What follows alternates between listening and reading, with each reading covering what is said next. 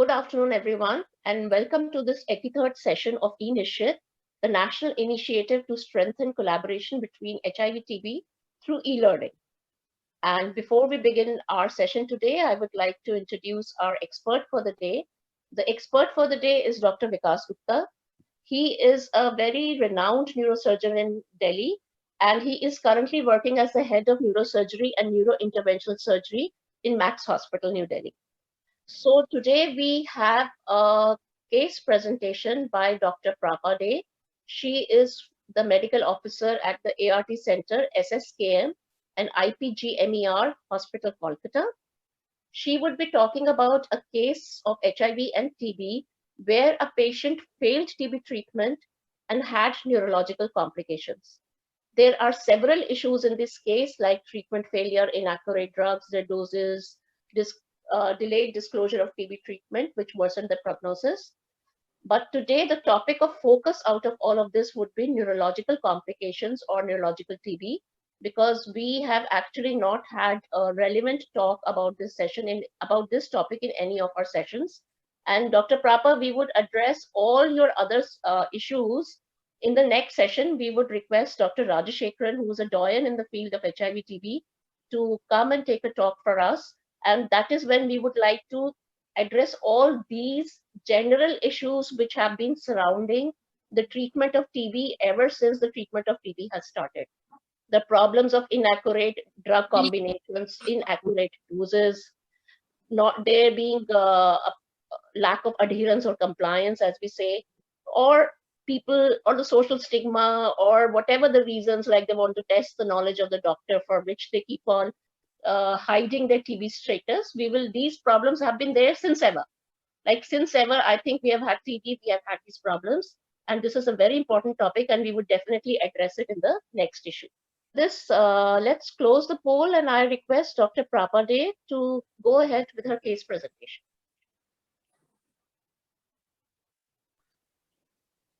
Good afternoon, everyone, and a very happy new year to everyone. I feel extremely privileged to be able to present another interesting case in front of such esteemed panel members. Today's case is a very interesting case of both TB and co-infected with TB/HIV co-infection, which was inadequately treated for CNS TB and who failed in both ATD and ART due to inappropriate dosage, delayed disclosure of tuberculosis, and poor adherence. A 26-year-old HIV positive female patient came to our ART center in January 2020. It was found out that she already was registered on ART at Rohtak PGIMS, and she was on ART since 2015, December 2015. She was transferred to SSKM on December 2019. From her white card, we found out that she had been lost to follow-up multiple times. Then, because she had no caregiver, she was admitted at hospice at Howrah called St. Thomas Hospice. So they only brought her for restarting ART. The initial investigations showed that she had bilateral patchy opacities of lung, and FNAC of left supraclavicular node also showed granulomatous lesion, and they suspected TB. CBNAC was negative by then. So when the patient came to us, we saw that she was already started on ATD in December at St. Thomas. So we took the patient, we evaluated the patient, and we started on 4-FDC2 pills since 7th January 2020 for extrapulmonary tuberculosis. She completed her TB treatment in June 2020. In between, she had an episode of herpes, and for which she was treated. Later, we came to know that she had an episode of seizure in October 2020, which was not disclosed to us by the hospice volunteers. St. Thomas Hospice, they continue to take advice and treat her from outside without any consultation with the ART center, and they did not share any details, any investigations to us. After being absent for a few months, so we were repeatedly asking the volunteers, please bring the patient. She came. When she came, she had weight loss, she had failure, she had fever, she had back pain and seizure. Then we came to know about the seizure as well. So then she was referred to the concerned departments for investigation and treatment. During that time, we did a thorough history taking because there were a few discrepancies. So then we came to know that she was already diagnosed with TB meningitis at St. Thomas and started on a weird ATD combination there itself, without any consultation with us or local dots. So as we requested the doctors, we even spoke to them and we asked them that please tell us and give us the details, what has been done. So we got an MRI report, which was done, MRI brain, which was done in December 2020, which showed focal cerebritis with meningitis. And they told us verbally that she was on she was on rifampicin, Solonex, ethambutol, Leptoin, and Levipil irregularly. Then we spoke to the patient also said that that medicine was also stopped. And then again we intervened and we spoke to the hospice people that what regimen is she on. Then they told us that she was on INH, rifampicin, and ethambutol. So we don't have any documentation on this, except the only communication was made by St. Thomas Hospice to us on 12th June that at present she is on INH, rifampicin, and ethambutol. As we were suspecting failure for her, so we did a PVL on January 2021, and that showed very high report. That was almost 1,67,000 something. So as per the SASE protocol, we asked the hospice people to improve the adherence, and again repeated the PVL in May 2021. That was there was a slight decrease, but it was still high. So we referred the patient to SASEP as well because she was showing clinical and virological failure. When she came to us and we found out that she's still having back pain and still having fever, we sent her for few investigations. Ultrasound showed splenomegaly. I think I've shown the reports, and the MRI-LS spine done on June showed that D1, D12 vertebral erosion, cystic lesion, which caused extradural compression, and the thecal sac. There also it was given emphasis that it's because of TB. So we were suspecting either it's a TB relapse, CNS TB relapse, which was not treated properly, or a new infection because of the failure. But during that time, she was already on INH, rifampicin, and ethambutol. The MRI of sacroiliac joint showed fatty bone marrow changes, and then the patient deteriorated. So at the end of June, she had to be admitted at SSKM hospital. There we did a FNSC cervical lymph node, and we sent it for CB9, and we found out that MTB detected and rifampicin was resistant.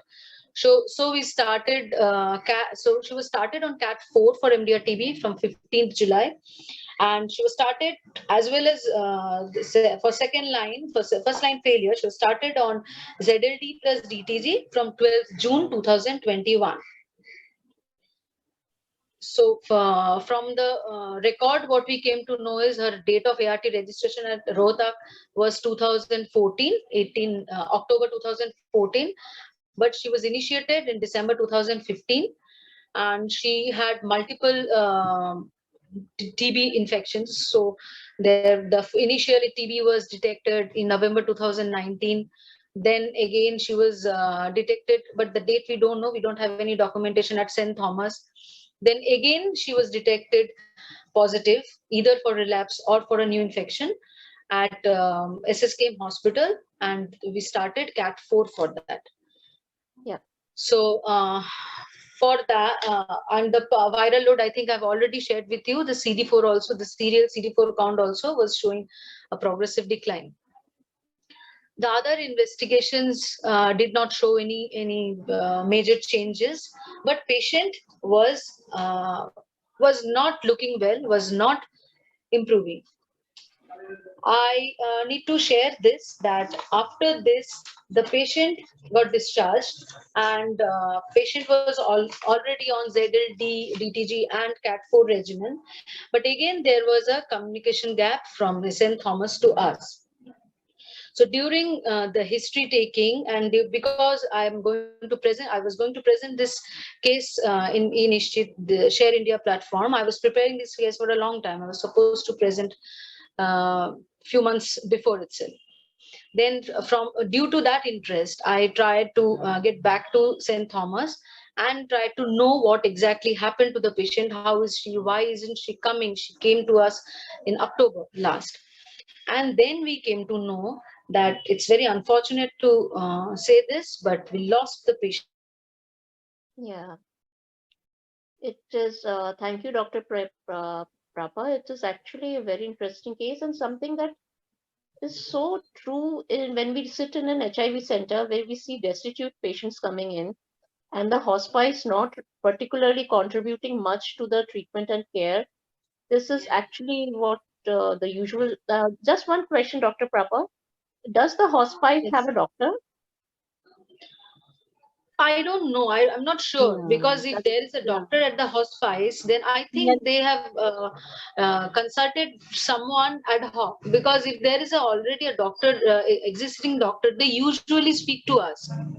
They usually that's what they do, and the doctor usually comes and meets the ART center doctor, especially if it's an HIV hospice and Thomas. So see, this is another issue that when the burden of disease is so high that almost everyone is treating it, like somebody in a hospice without a doctor is also taking care of such patients. If we do not educate our teams of counselors, probably nurses, then these things will continue to happen. So once again, this reinforces the fact that ART is a subject of fields. It is not a subject of only doctors. It is a subject of staff nurses. It is a subject of pharmacists, of counselors, because we do not know who would be taking care of the patient. In some scenarios, we actually don't know who has taken care of the patient. So, is there any question? Good afternoon, ma'am. Good afternoon. Ma'am, I am Mahendra Shukla, District PMDT TBHIV coordinator from Balrampur. Ma'am, I want to know when the patient started on CAT4 drug. At the time, the FLLPA, SLLPA, and DST done patient or not, because patient was in past 2 times and irregular, then most of chances the patient is resistant. Patient was resistant from the 4 FTC like H, Z, E. This is the reason. आप बिल्कुल सही कह रहे हैं. इसमें जो चीज है ना डॉक्टर साहब, उसमें सॉरी आपका शुभ नाम फिर से बताएंगे? Mahendra Shukla, PMDT TB HIV coordinator ma'am. अच्छा, ठीक है. महेंद्र शुक्ला जी, इसमें ये जो आप बात कह रहे हैं ये पॉइंट बिल्कुल ही ठीक है कि शुरू में भी आप अगर देखेंगे ना, ये एक्चुअली पता है प्रॉब्लम क्या है. This is the problem of a person being destitute. अगर आप इसकी अंडरलाइन प्रॉब्लम देखोगे ना, this is the problem of a person being destitute. वो 2014 में रोहतक में रजिस्टर होती है, 2019 में ट्रांसफर लेती है. 2015 में स्टार्ट होता है. हाँ, और 2015 में स्टार्ट होता है, 2019 में ट्रांसफर लेती है, 2020 तक नहीं पहुंचती है ना, जून 2020 तक नहीं पहुंचती है कलकत्ता. जब की भी ड्रग में करी है. हाँ.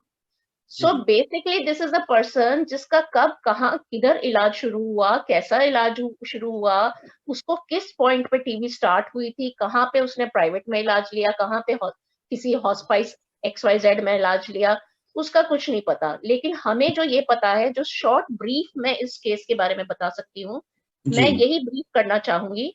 I will repeat this in English for the English speaking states. अभी मैं इसको हिंदी में बता रही हूँ कि एक यंग लेडी है, she is, इसके मोटे मोटे पॉइंट्स सिर्फ बता रही हूँ. There's a young lady, she is a destitute, she has HIV for a very long time, she has it since 2014, she has a history of बार वो दवाई छोड़ देती है, irregularity वो दवाई छोड़ देती है. उसको जब ट्रांसफर करते हैं तो भी वो 6-8 महीने के बाद कोलकाता पहुंचती है.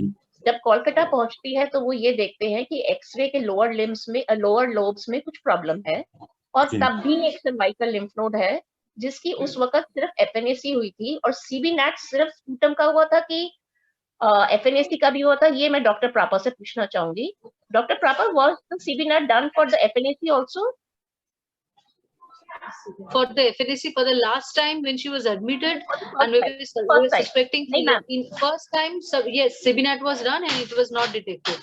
So this CBNAT was of the sputum or was it of the FNAC? CBNAT sputum. CBNAT sputum was done. Because we found some patchy opacities. That's why. Correct. So पहली बारी क्या हुआ, CBNAT सिर्फ स्पूटम का हुआ. उस बारी भी FNAC का हो सकता था पर somehow नहीं हुआ, और जो ट्रीटिंग डॉक्टर था उसने अपना बेस्ट दिया. They gave the correct ATT and ART इन्होंने ऑब्वियसली स्टार्ट करी. उसके बाद क्या हुआ, वो उसने अपनी एटीटी कंप्लीट कर ली. जून 2000 उसने कंप्लीट करी थी. कब उसने 2020 जब उसने एटीटी कंप्लीट करी, 2020. हाँ 2020. और बीच में उसके तुरंत बाद उसको सीजर्स आ गए. सीजर्स के लिए क्या ट्रीटमेंट लिया, एटीटी ठीक से कंप्लीट करी. जिस दौरान वो वापस नहीं आई, उसने एआरटी खाई कि नहीं खाई कुछ नहीं पता, लेकिन जब वापस आई तो शी वाज वेरी सिक. उसका वायरल लोड भी हाई था, उसका CD4 भी फॉल कर रहा था, वो उल्टी सीधी एटीटी खा रही थी.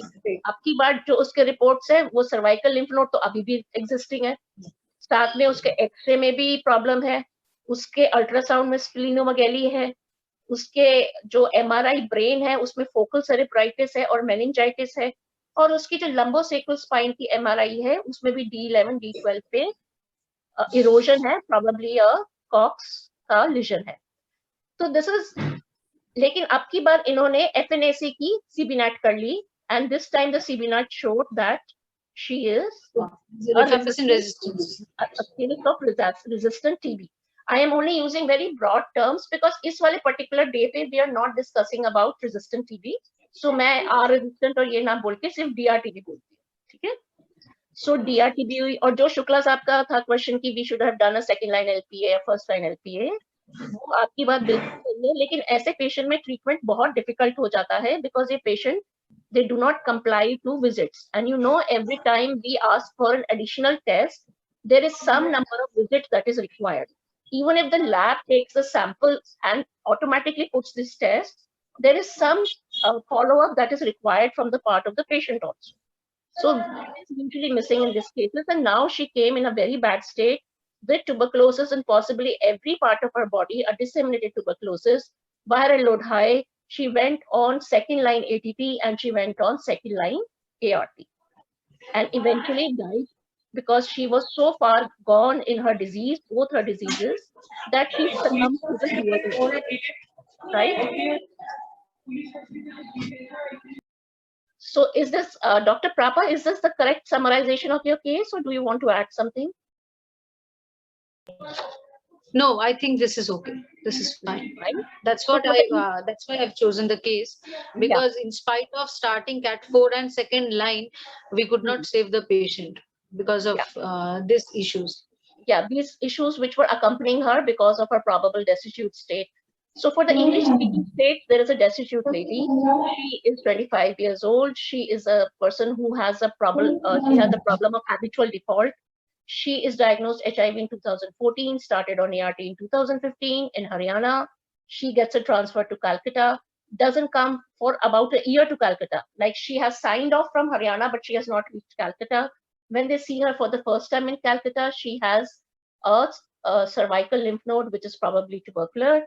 They give her the correct ATT, but she is in a hospice, not in a family, because she doesn't have anyone with her.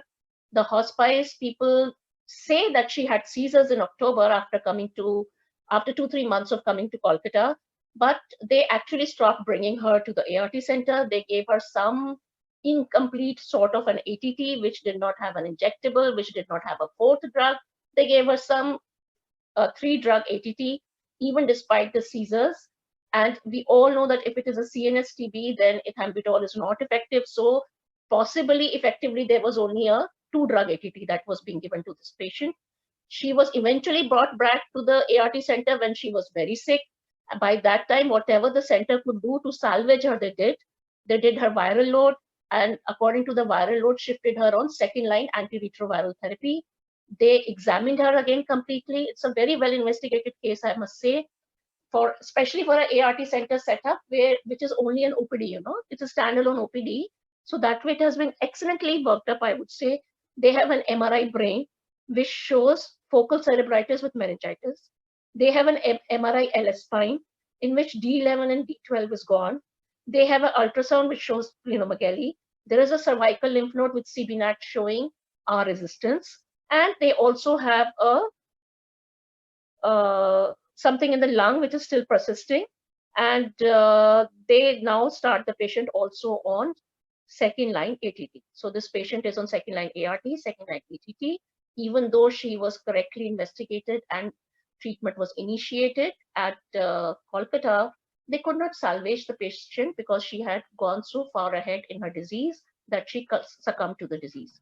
So this case has several issues of non-compliance, of defaulting, but today we would focus on the neurological aspect. And before I invite my guest, I would like to say hello to Dr. JP Kapoor. I can see 2 seniors in the audience. One is Dr. JP Kapoor. Good evening, good afternoon, sir. And I can see people from the National TB Institute of Bangalore. So good afternoon to people in Bangalore. And with these few words, I would request Dr. Vikas Gupta. Good afternoon, madam. Good afternoon, madam. Dr. Kapoor here. Nice to see you after a long time. Yes, sir. Definitely, sir. Thank you, sir. And so with this, may I invite Dr. Vikas Gupta, who is the head of neurosurgery and neurointerventional surgery, and who also does spine surgery, does regular neurosurgery and neurointervention. So he is the best person to talk to us about a disease which has affected the spine, the brain, and of course, other parts. So over to Dr. Vikas now. Good afternoon to all of you. Thank you for giving me this opportunity to share the thoughts with the country's leading academicians.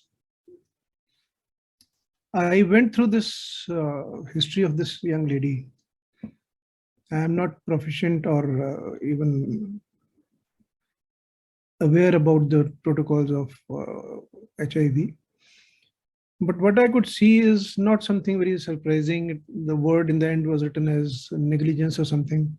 There's no negligence. This is the bane of modern medicine, where everybody is looking at his tunnel vision. Nobody wishes to have a lateral thinking, including us.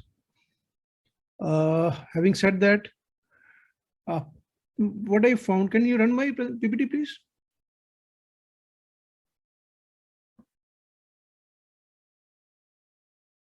Yes. What I found was that this lady had whatever other things among the cervical lymph node, other things. When she was diagnosed on MRI, that was brain. The cranial imaging is only one. That is somewhere December 20. And I'm not criticizing anything. I'm not here to teach anything.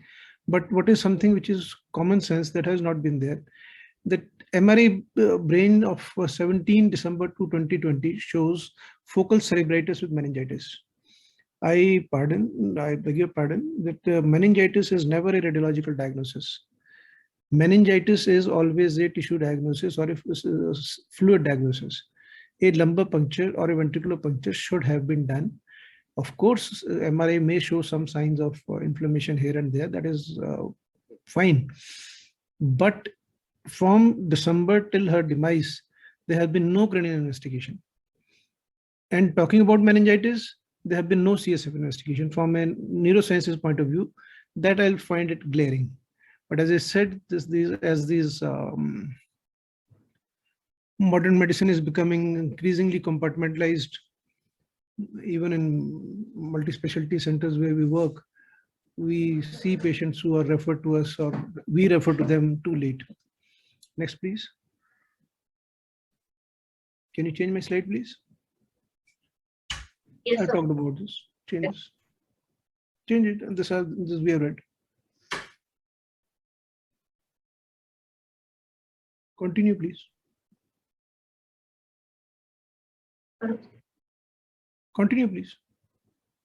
There's nothing for me to comment here. Only thing I had to say was that the lumbar puncture, the learning point here for me would be that whenever somebody says that he or she had a TB chest with seizures or MRI indicating the cerebritis, a lumbar puncture is in order. It is very essential to not only initiate drugs, but also to monitor the response of the drug. The most gross thing in a lumbar puncture is blood sugar and the number of cells. Once you start somebody on ATT, the sugar should start settle down and cell count should reduce. So we lost a major monitoring tool of the drug. But anyway, as I was saying that this is a destitute patient not cared for by anybody, so it is possible. Next, please. Next slide, please. Please move it to his presentation, Anuradha. Yes, sir. Sir, you also have the control now in case you want to move at your pace. Okay. They're also moving. Okay. Anuradha, आप कर दो presentation पे ले आओ. आप कर दो, वगैरह है नहीं. There are not too many things. No problem, sir. Next. Next.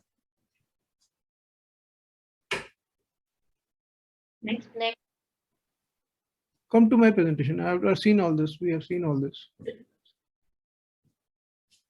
See, in this presentation, what I saw was the focus is on spine, and they suspected that probably lumbar spine tuberculosis, which is showing somewhere here. Just hold on here. There is collection. There is paraspinal collection, paravertebral rather, which indicates tuberculosis at that time. And there are a huge number of pockets, what we can call, I do not have access to the complete MRI, which can be easily called bilateral saw sepsis. Yes, there is a destruction of the body.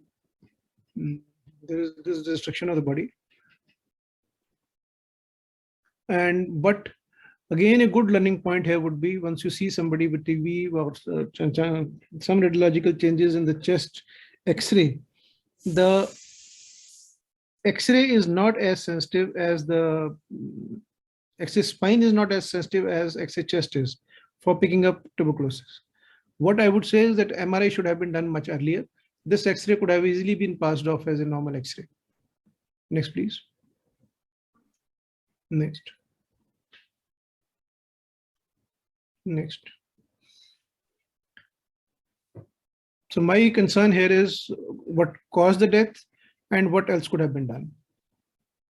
Agreed? Can I proceed on these lines? Yes, sir. Please. So the only imaging which is, I said, as of November or December, that is of 2020. That is almost 10 or 12 months before her demise. There is nodular enhancement area in the left temporal lobe surrounded by edema. But no hydrocephalus was noted. It is not. This examination should have been repeated because hydrocephalus can occur at any stage of the disease. No CS examination is available. Her clinical condition post seizure is not recorded. Maybe longer than 6 months. So these are few learning points of me also, that once a seizure or meningitis has been mentioned, why the cranial imaging was not repeated. Next, please.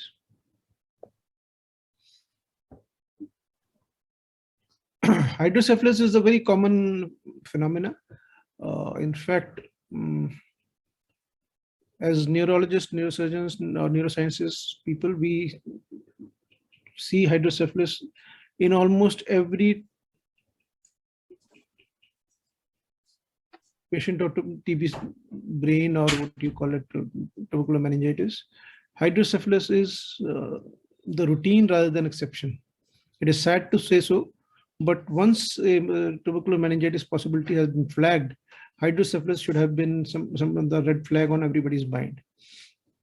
And hydrocephalus causes raised pressure, and that is usually the killer. That is most likely in her case also the likely cause of demise, irrespective of other systemic illnesses. I don't know how much part they played, but hydrocephalus is something very, very dangerous. It causes cloning and it can kill a person in few hours. That is one of the few emergencies in neurosciences where you have to at least put in a drain as soon as possible, if not unsuitable for shunt. Next, please.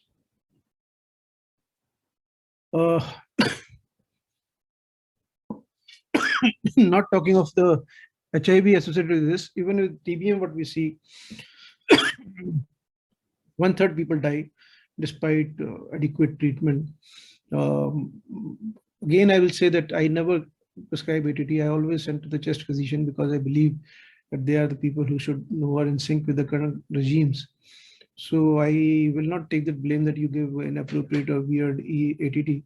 But even in spite of the adequate ATT in the good centers, multi-specialty centers, I've worked in GBPAN for 9 years or so.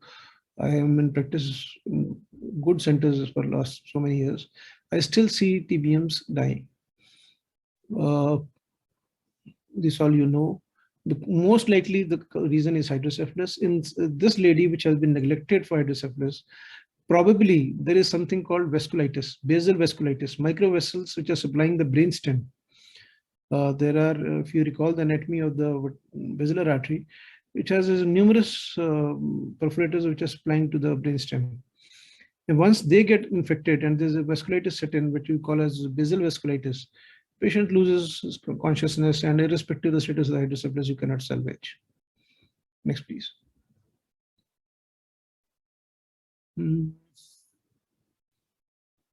This is what already have been mentioned, that periventricular infarcts, optiochiasmatic and arachnoiditis, tuberculous mass lesions, which are called tuberculomas, or even frank abscesses, which are reducing in frequency. Certainly, they are reducing in frequency. But with the onset of diabetes, and in this particular subset of immunodeficiency, we are seeing these things, yes. And in children, once they get TBM at the young age, I mean earlier than 3 years, the 80% of the survivors will carry a long-term disability. In addition to, there may be a long-term need to take anti-epileptic drug. Next, please. I think I have talked about it. Once we operate on any hydrocephalus patient for whatever, it is usually we tend to start ATT earlier. Usually the workflow is, once you see a patient with hydrocephalus, the first effort is to obtain a CSF sample. If it is a communicating hydrocephalus, we try to take it from the spine. If the third ventricle or fourth ventricle is closed, making it a non-communicating hydrocephalus, which is usually not the feature of tubercular meningitis, then we try to take it from brain by doing a ventricular puncture. So if we have to operate, then we see a thick gelatinous exudate in the base. Once you try to lift the frontal lobe or something, this is a purulent exudate. It can strangulate cranial nerves. It can give rise to weird neurological symptoms, which do not fit in the, our normal or known neurological syndromes involving this, the nerve. And tuberculosis can involve any number of nerves of this side or that side. It can be a really clinical nightmare to diagnose what kind of syndrome is this. Next, please. This you people know better than me. Next, please.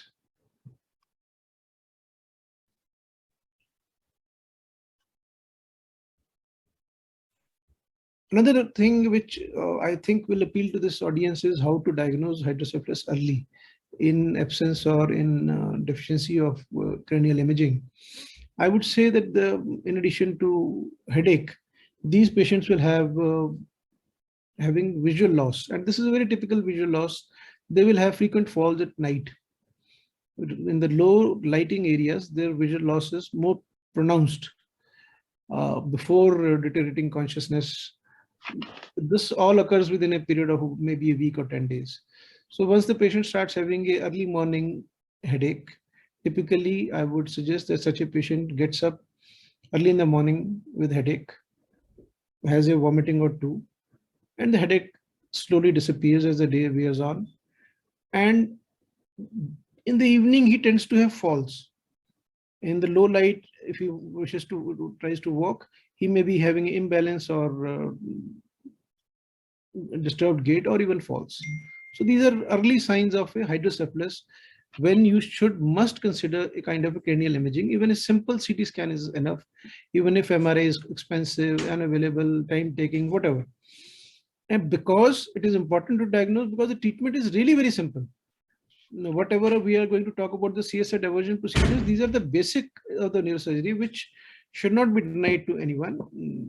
This is something which we call as teaching surgery to a young resident who joins in. This is probably world over the first surgery he does. Next, please.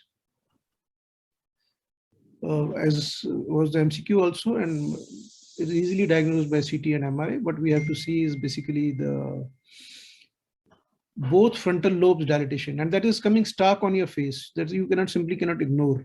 And I will not go into technical values. That is called Evans ratio, where you measure the head circumference,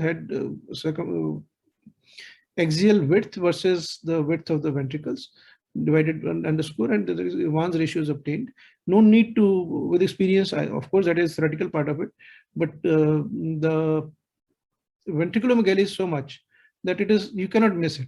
Somebody who can put up the scan against a tube light, even he can see. There's no need to be having a qualified radiologist to diagnose that. I understand the constraints of a remote areas, but staying here, I can say that for diagnosing hydrocephalus, I or majority of people associated in neurosciences do not need a radiologist. Hydrocephalus in TBM is generally a poor prognostic marker. Next, please. So this is what I was talking about. For the uninitiated, this is the little ventricle, which is represented here. This goes into third ventricle, which is usually a slit-like thing. Little ventricle, this will go into third ventricle, and this will be the fourth ventricle. So now corresponding this image with this image, the fourth ventricle.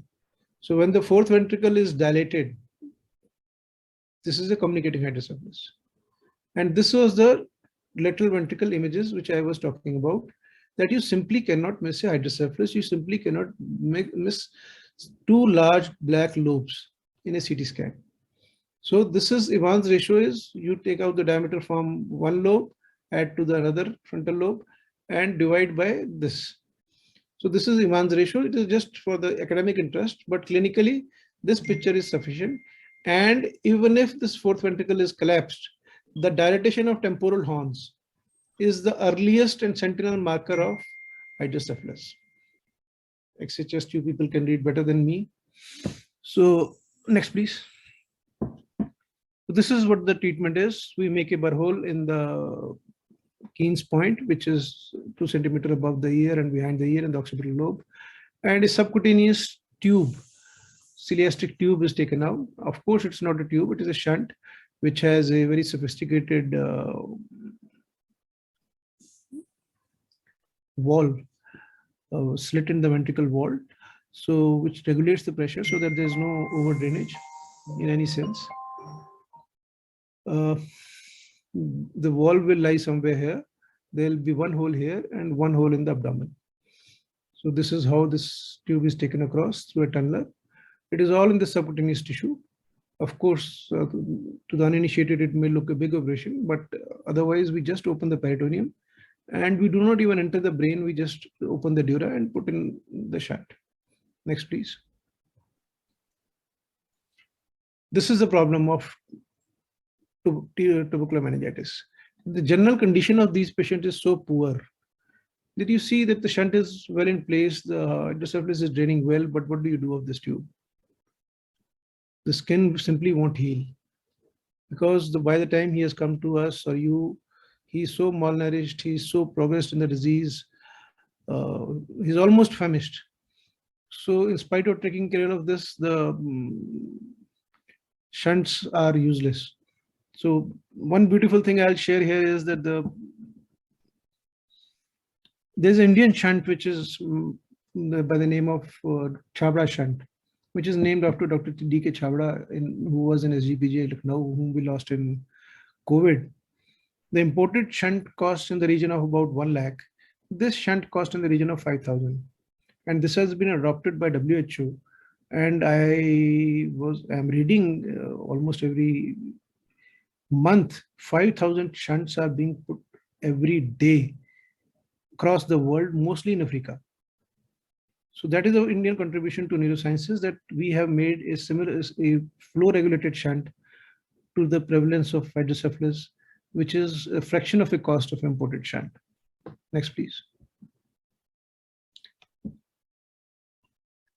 Outcomes of Vp Shunt. This is a meta-analysis of 19 studies, 1,000 odd patients. Good outcome in majority, 58.3%. Grade 1 TBM and worse in grade 4. The Velour, CMC Velour has come out with a grade. I don't think it is relevant here, but that the grading is mainly based on which integrates the radiological finding and the clinical finding. They also note that the HIV positive patients have poorer outcome, as we saw in this. Mortality is also higher with associated HIV, 67% versus 18%. Next, please. Before we offer shunt, before we talk about shunt, please remember, as I always tell anybody, that shunt is basically a plumbing job. We have to put fluid from one place to another. It's a pipe, of course, a sophisticated pipe. Any shunt can malfunction at any time. They may not require any revision for 20 years. They may require revision after 24 hours. So that is the part of the surgery or the part of the procedure. Only thing to be guarded is that the patient with high CSF protein levels are at high risk of shunt malfunctions. So once we see the high protein level in a tubercular meningitis, we try to drain it with what we call as external ventricular drainage or a Moya reservoir, so that you can aspirate every day and then still monitor the sugar level as protein levels, as I mentioned earlier, till the protein level falls down to normal. We usually prefer to avoid putting in shunt till the CSF protein falls to below 150. Because such a thick CSF full of exudates is likely to block the shunt. Other shunt-related complications are shunt infection, erosion. I have shown you one of the very eroded cases. Displacement. You will read the literature about shunt. It has the stupid snake is coming out from the anus, from the vagina, from the urethra, from the umbilicus. It goes into the lung. This is fascinating neurological literature about this. But yes, it's a life-saving. So these things have to be kept in mind, that any shunt can get misplaced at any stage of life, but it can cause peritoneous cysts and lobulations. Then we go in for laparoscopic surgery, the assistance of laparoscopic people, and then get it done. Next, please. This is what is just a technical part, that to avoid shunts, these days we are offering endoscopic third ventriculostomy. Of course, in TBM, not as a first choice, but when they come with the blockage, suppose there's a TBM hydrocephalus operated at the age of about 3 years or something like that. So if he continues well for 10 years and at the age of 10, if he come back for shunt revision, probably we would offer, or I would offer him an endoscopic third ventriculostomy, which is called internal shunting. Next, please. So here, what do? You put in a simple burr hole. This is simple burr hole. And this is the endoscope port. Next. And this is what you see in the lateral ventricle. And this is the floor of third ventricle. You simply have to make a hole into this. So the CSF is shunted from the lateral ventricle or third ventricle, which is blocked, and you are putting it into the subarachnoid space. So this is internal shunting, which usually have a very high success rate after the age of about 3 years or 4 years. In young, we believe that the subarachnoid space where we have to drain is still not developed. So we were quite enthusiastic 10 years ago when the endoscopic third ventriculostomy came into being, that we have to do it in every case. Now we learned that in young it is not very useful. It is useful, it is for practical science point of view. If an adult gets a hydrocephalus, the tumor or other causes, endoscopic third ventriculostomy.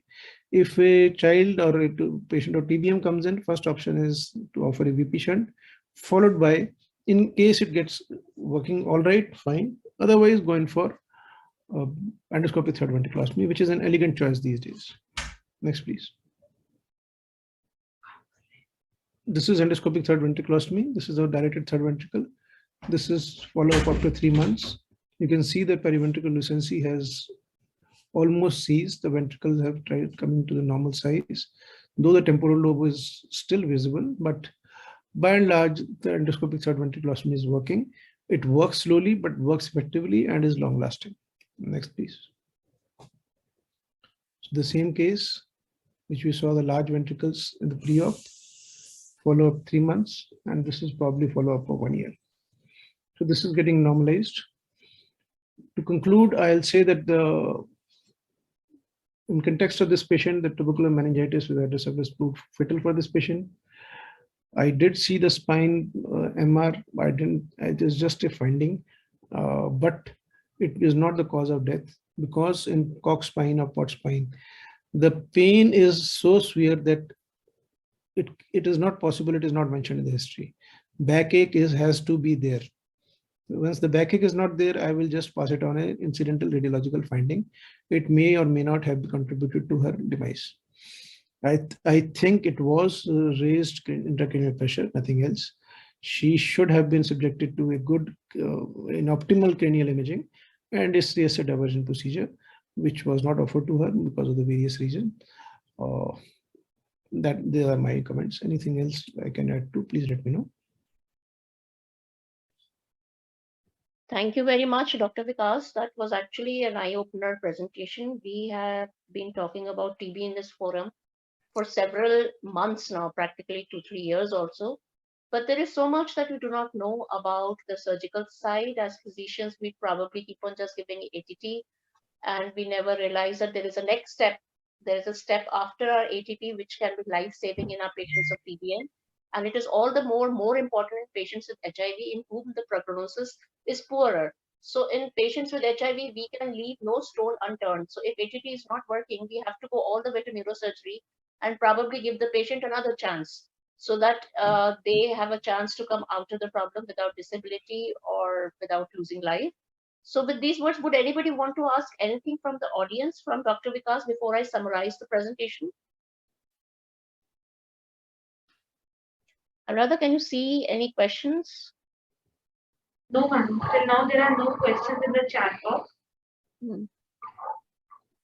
Anything that, Ananya, you would probably like to make a comment before I summarize the presentation?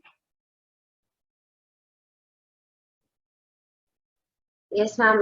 Same thing I want to reinforce, that we just keep, we don't know so many things about the surgical aspects as physicians. So this was indeed very, very enlightening sir's presentation.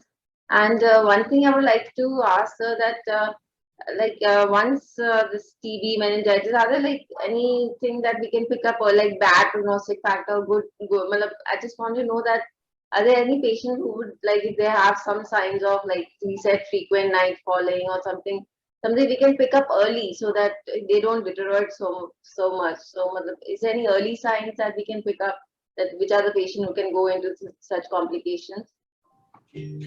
See, as I said, the earliest sign is headache. Do not neglect headache in any patient or tuberculosis. Okay. Vertigo, which may be described by people by a number of things, other things, but these are 2 signs which should not be missed. Otherwise, clinically speaking, I can share the CMC grade with you, but that is basically radiological based. That will not help you to pick up early. My suggestion would be to look at and specifically include in the questionnaire the question about headache. Do you have headache? Do you have early morning headache? Do you have vomiting? Or do you have some kind of a vertigo? that may add to the early diagnosis. That may, in my opinion. Okay, thank you, sir. So I would now like to summarize the presentation and put it more in context of the ART centers. Well, as Dr. Vikas told us that if we look at TBM per se is it has doesn't have a very good prognosis. Even in patients without HIV, only one third of the patients actually die.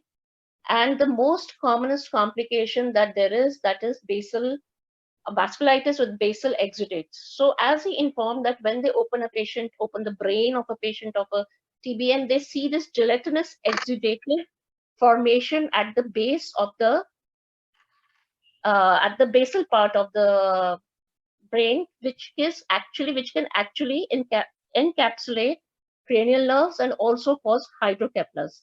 And hydrocephalus is the commonest cause for a patient not responding to medical treatment and the patient deteriorating and dying. And this hydrocephalus is also basically due to the basal exudates, the gelatinous exudate in the brain. And once again, to reinforce, if you're a patient of TBM or if you're a patient of TB on ATT who does not till now give any symptom of TB, starts complaining of early morning headaches, of vertigo, some vomiting, or probably falls in the evening, especially in low light, that should light up a red light that possibly this is a patient of TBM who is now progressing towards hydrocephalus, and we should get an early MRI done. You can pick up hydrocephalus either on CT or MRIs, though MRIs has a slightly better resolution and it can tell you things better. But anyway, a CT is good enough. And as Dr. Vikas said, it is so typical. There's a typical CT finding in which you will see big black holes where there are lateral ventricles. So this is such a typical feature that it can be easily read by a non-neurological doctor also. The most best treatment for hydrocephalus is the most common treatment is a ventriculoperitoneal shunt. But the problem in this shunt is that the patient, usually an HIV patient, a TB patient, is so debilitated by the time they get this shunt done that even if they manage to handle the hydrocephalus, very often the patient would not survive or his skin wound would not heal. Another very interesting fact that he shared with us was of a Chabra shunt, indigenous shunt, which costs as low as 5,000 and works beautifully, a flow regulated shunt. And there is world literature to say that nearly 5,000 such Chabra shunts are put in the world per day. The other thing that he told us was that any shunt that we put, there can always be complications because it can malfunction. It is, as he said in his way of saying it, that's a plumbing job. It can malfunction in 24 hours or in 20 years. So a shunt can malfunction, it can get infected, it can get misplaced, but still one has to understand that a shunt is probably the most important thing that would save a person's life once we have picked up hydrocephalus in a patient of meningitis. If there are high protein levels, as is usual in patients of TBM, if they're high CSF protein levels, then probably they would not opt for a Vp shunt, but for an extraventricular shunt. And the third thing that he said that could be done, which he said was an elegant choice in adults, is a third ventricle tracheostomy. For this, he shared an endoscopic picture of how it is done, and he also showed follow-up CTs in a patient where there was a very beautiful resolution of the hydrocephalus.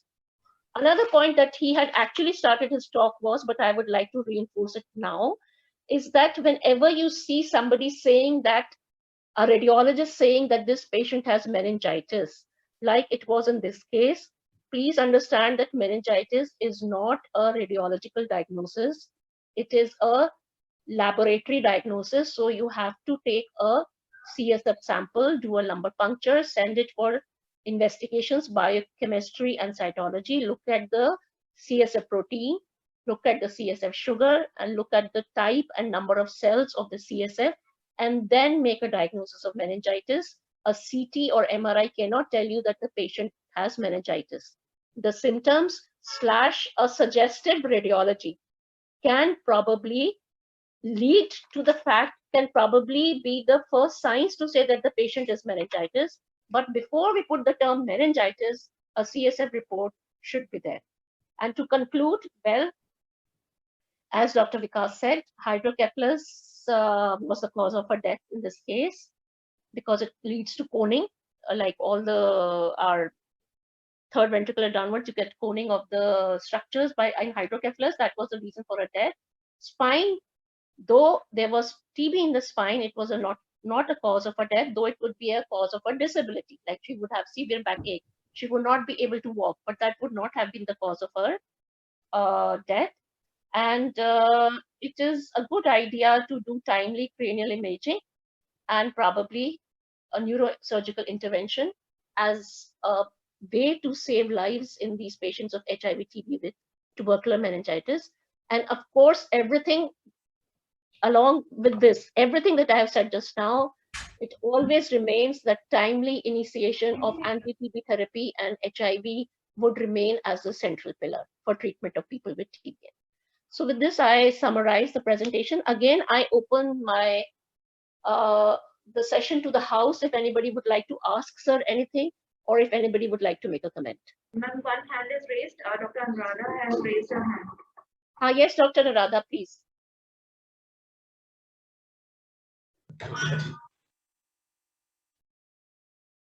Green light, green, no. Even Dr. Prapa seems to have a question and she has raised her hand. Dr. Prapa, would you like to add something? Yes, thank you, Dr. Vikas, for all the valuable information, and we'll definitely keep this in mind for future cases. I just need to share something with everyone that the MRI brain was not done by us. The MRI brain was done in October at St. Thomas. We found the report and we got all the information in June. So, but I think we referred the patient to the neurology department, but we initially didn't think of a TB meningitis. We were thinking of a bone TB. We were giving emphasis on the bone TB. But I think we should have repeated the cranial imaging. The only question I have is, because she was already on ART, was it advisable that if she's already on ART and we were suspecting basically HIV failure, initially we were suspecting HIV failure. So is it important that if the patient is taking ATT properly on TB treatment, we can repeat the cranial imaging and lumbar puncture? The short answer to that would be yes, that even on ART, you can do radial imaging, you can do radiological imaging and a lumbar puncture, or for that matter, any investigation that you would want to do. But would Dr. Vikas want to add anything to the comment that Dr. Prapa made? I would like to flip this scene. If I would do a simple shunt for a non-suspected tuberculosis, and I find him to be HIV positive, then what do I do? So always have a multilateral vision. Never say that I know. As I said, it is a typical case of only having one thought of treatment, not looking at the other thing. So we do surgeries in HIV positive patients about which we don't know anything. We simply don't know from A to Z. I don't know anything. So I think the optimal thing is whosoever did cranial imaging or did not do cranial imaging, whether there was bone tuberculosis or no bone tuberculosis, the thing is that we lost a young lady, which could not have been saved even at the best treatment. I don't know. But what we are discussing is her postpartum issues, that yes, cranial imaging was must, lumbar puncture was must. As much importance was given to the lumbar MRI, similar importance should have been given to the brain MRI and a lumbar puncture. Does that answer your question? Thank you, sir. Thank you, sir. Another thing, I just that's I think the problem with the presentation. I have joined through my tab. I'm not able to attempt the poll and the attendance. So if can anyone help me? How we will deal with that? And Rakesh, could you just see this problem? Actually, ma'am, Dr. Prapa is the host. Probably that's why she's not in. But then, so Dr. Prapa, you are a co-host. Hosts cannot put attendance or. Thank you very much. And Dr. Prapa, the point to make here is that a multidisciplinary approach is to be taken. And जब तक हमें पता ही नहीं होगा कि TBM में neurosurgery का कितना important role है, brain imaging का, lumbar puncture का role कितना important है, and this is not for you, it is for the whole house. See, you manage the patient, so you have brought this opportunity to this forum for all of us to learn. So the idea here is, I know none of us can probably understand the entire neurosurgical things that were being told here, but the idea is orientation. Because TB is a very important thing in patients with HIV. Disseminated TB is a very important thing in HIV. TB meningitis is a very important thing in HIV. And we should know what is there beyond the medical treatment. So the idea of this talk is to know that we need to go multi-speciality. And there are two queries. One is raised by NTI, and there is one more query in the chat box, ma'am. Okay. Hello, ma'am, Upasana ma'am, it's myself, Dr. Chetana from NTI. So, welcome, thank you, ma'am. So this was a very enlightening presentation, and from enlightening presentation from Vikas sir as well. Just wanted to share that now we unfortunately lost a young lady, 26-year-old, and there have been several gaps. So in order to ensure that such instances do not get repeated, probably the medical officer and the team from the ART center, along with the district program officers, the district program manager, and the from the hospice, if they all sit together, have a dialogue and look at the gaps that were there and see how these gaps could be addressed so that such recurrences can be prevented. So this onus of losing the lady, it's on all of us. So we will have to see how best we can prevent such recurrences in future. Okay. Right. Okay. Thank you. Thank you very much, ma'am, for your input. And yes, in the treatment of HIV and also in the treatment of TB, there are many lacunas in the field. And I know you are actually the leaders in telling us how the NTI is the leader in program implementation. And what you say is very relevant, and we are happy to have your public health opinion. I think we need to really strengthen our links with the hospice. This is happening very often in our centers also, that hospices take ownership of the patient, but they somehow take an isolated ownership of it. Like they do not take the ART doctors with them in their ownership thing. Like they will say, okay, we did try to do the best for the patient, but they are slightly lagging on visits and follow-up visits to us. And yes, it's a learning for all of us that whenever we see a patient who is difficult to reach because of the destitute status, they are in hospices, we should probably walk the extra mile. Thank you, ma'am. There's another question, Anuradha? There is a query, yes, from Havra. So, Havra team, would you like to unmute, or should I just say the query, ma'am? Is there any importance of repeat and repeat? Lumbar puncture, I think they want to say it's a repeat lumbar puncture. Lumbar puncture, yes.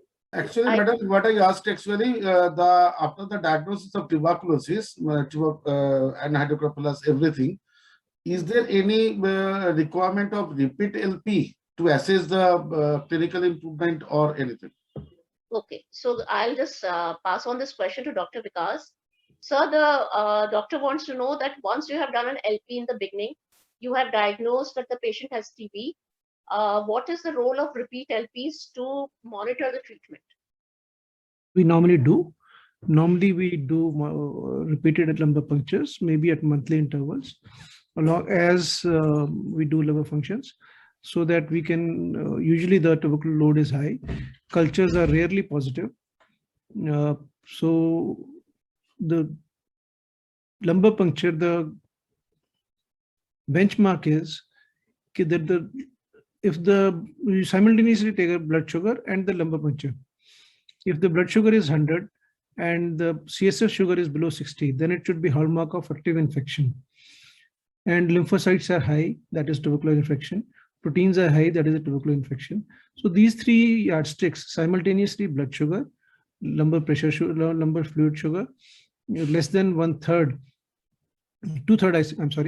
less than 2/3 is a hallmark of infection, and proteins more than 400 or more than 500 is an indication of tuberculosis.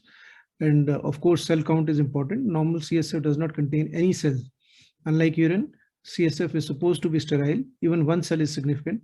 So in tubercular meningitis, sometimes we find 500 cells, 400 cells, or something like that, unless it is a hemorrhagic tap. But that's a very good, I'll say, monitoring tool. However, the science may move away from the non-invasive techniques, but that is one of the very good invasive thing I think the science has, which is very cost effective. You just put in a needle and take out 5 ml of CSF, analyze it. And majority of the residents do it themselves. No need of laboratories also. You dipstick, you take the sugar, you dipstick, you take the blood sugar, and there you know whether the treatment is working or not. So, sir, you look for decreasing protein and decreasing protein, increasing sugar, decreasing cell count. Okay. Yeah. And so a monthly, probably monthly lumbar tap till you get a good, till you can make either the patient is doing really very well. If the patient is not doing well, then we will continue to monitor. Okay. Thank you so much, sir. Thank you. So does that answer your question, sir, from Havda? Doctor from Havda? Yeah. Yes, madam. Thank you, madam. Yeah. Thank you so much, sir. So with this, we would like to end the session. And while we are doing the post-test, I would like to thank Dr. Vikas for his very, very informative presentation. This has been a totally new presentation for us this time, and we had no idea of this part of TBM, this management of TBM. Thank you once again, sir. Thank you so much. Thank you. Thank you for inviting me. Great. So, Anuradha, let's just do the post-test now, and I would request you to answer the post-test, Anuradha. Yes, ma'am. Ma'am, post-test has already been done and the feedback also. Can I come to the answers? Yeah, so feedback is also done? Yes, ma'am. So let's do the answers. Okay. So thank you so much, ma'am. And thanks all participants. So after the crystal clear talk by Dr. Vikas, the answers I'm sure are clear, but then we are repeating. The first question to the pre and post test was, most common complication of tubercular meningitis is, the correct answer to is hydrocephalus. The second question was, hydrocephalus is easily diagnosed by A, clinical examination, B, CT scan, C, MRI scan. The correct answer is both CT and MRI scans, but MRI scan is considered superior for diagnosis. So thank you everyone, and I would like to thank all the participants, all my seniors, the National Institutes who joined, and I hand it over to Dr. Ananya to say the concluding remarks and close the session. Thank you, ma'am. Thank you. It was indeed a very, very enlightening session.